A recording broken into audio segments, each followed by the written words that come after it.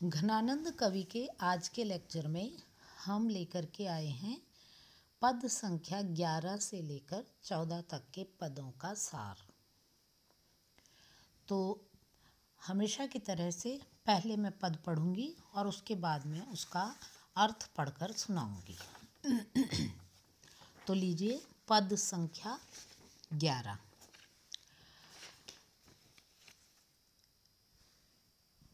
चंद चकोर को चाह करे, चंद चकोर को चाह करे, घनानंद स्वाति पपीहा को धावे। यों त्रस रैनी के ऐन बसैरवी, मीन पे दीन वह सागर आवे।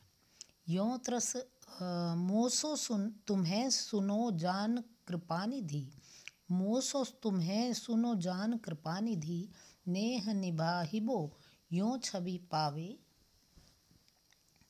यों अपनी रुचि राचि, कुबेर सु रंग कहीं लय निज अंक बसावे।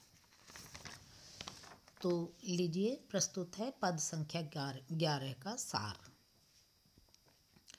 प्रस्तुत पद में प्रेमी की दीनता और प्रिय की उदारता का वर्णन है।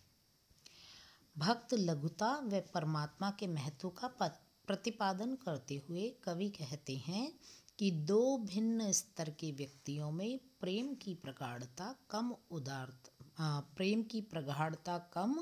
उदारता ज़्यादा होती है। यानी प्रेम गहरा कम होता है, परंतु एक दूसरे के प्रति भावों की उदारता अधिक होती है। जैसे चकोर को चंद्रमा पसंद है, पर चंद्रमा प्रतिदिन उसे प्रसन्न करने आकाश में आता है। पपीहे को स्वाति की बूंदें प्रिय हैं, तो स्वाति की बूंदें उससे मिलने पपीहे के पास आती हैं।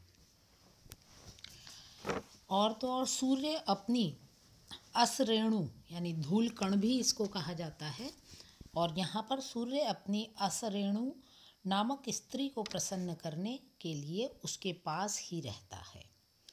समुद्र भी मछली को उदारतापूर्ण सुखी रखने को उसके साथ रहता है।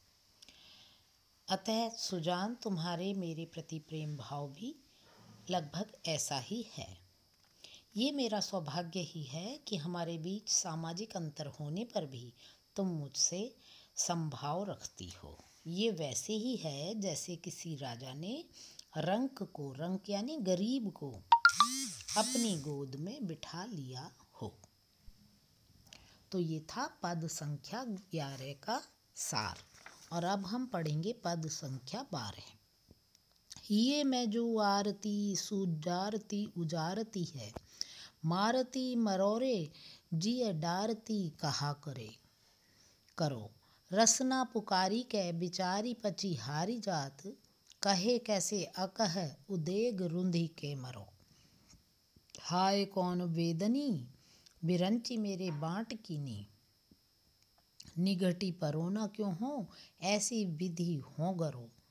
आनंद के घन हो सजीवन सुजान देखो, सीरी परी सोचनी अचंभे सो जरो भरो।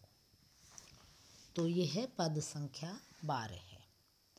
अपनी प्रेमिका सुजान से न मिल पाने, उससे दूर रहने के कारण उत्पन्न पीड़ा को व्यक्त करते हुए कवि घनानंद कहते हैं कि हे सुजान, आपके वियोग की विराग जनित पीड़ा मुझे जलाकर उजाड़ रही है। इतना ही नहीं, ये पीड़ा मरोड़े मारती हुई मेरे मन और आत्मा को मारे डाल रही है। मेरी जिह्वा यानी जीभ आपको याद कर कर के हार चुकी है। आपके वियोग की पीड़ा से मेरा गला व मेरी सांसें अवरुद्ध हो गई हैं। विधाता ने ना जाने मेरे हिस्से यानी मेरे भाग्य में या मेरे हिस्से में कैसी ये वेदनाएं दे दी हैं। ये पीड़ा घटती ही नहीं, ऐसे में मैं इसमें गलता जा रहा हूँ। हे सजीव सुजान, मैं आपके विरह में शिथिल, शीतल और आश्चर्यचकित हूँ। ये है पद संख्या 12 का सार। और अब लीजिए हम पढ़ेंगे पद संख्या 13 है। दिननी के फेर सो भयो है हेर फेर ऐसो, जाको हेरी फेरी हेरी बोई हिर बो करे। गरल गुमान की गरावनी दशा को पान, करी करी ध्योस रैनी प्राण घट घोटिबो। हेत खेत धूरी चूरी चूरी सांस पाँव रखी, विष समुदेग बान आगे उर ओटिबो। जान प्यारे जोना मन आने दो आनंद घन, भूली तू ना सुमेरी परेखें चख जोटिबो। परेखे चख परखना, चख यानी नेत्रों से, जोटिबो यानी देखते हुए पछताना, आँखों से देखकर पछताना। भूली तू ना सुमेरी परेखे चख जोटिबो, तिन्ह यों सिराती छाती तो ही वह लागत ताती। तेरे बाँटे आयो है अंगारनी पे लोटिबो। तो पद संख्या 13 का सार इस प्रकार है।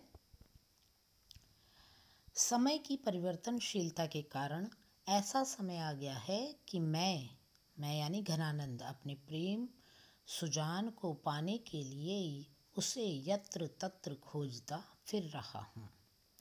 मैं अहंकार के विष से गलने जैसी दशाओं और स्थितियों का पान करके दिन रात मेरे प्राण घटते या क्षीण होते जा रहे हैं।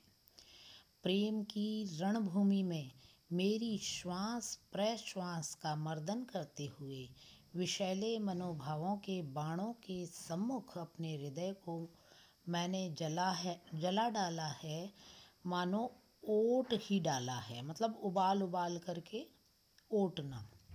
इतने पर भी सुजान को आप याद ना आए तो सुजान के नेत्रों से देखने के कटाक्ष को भूल ही जाना श्रेयस्कर है। उनको वे नेत्रों के कटाक्ष शीतल लगते हैं तो वही कटाक्ष घनानंद को गर्म उष्ण या अग्नि को प्रदीप्त करने वाले प्रतीत होते हैं।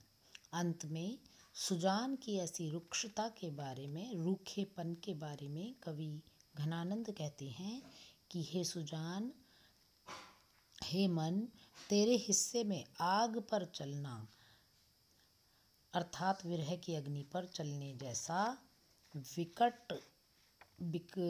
विकट काल आया है। ये है पद संख्या 13 का सार। और अब हम पद संख्या 14, 15 और 16 अगले चैप्टर में पढ़ेंगे। मेरी समझ में जो है ये पद मैंने इसलिए कम कर दिए हैं कि ये थोड़े से पढ़ने में समझने में कठिन है, इसलिए 5 के बजाय 3 पदों का सार हम प्रत्येक लेक्चर में करेंगे। आज के लिए इतना ही, अगले लेक्चर में फिर मिलेंगे।